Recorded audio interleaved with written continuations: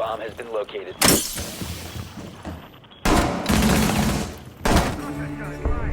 Op 4 neutralized. Mission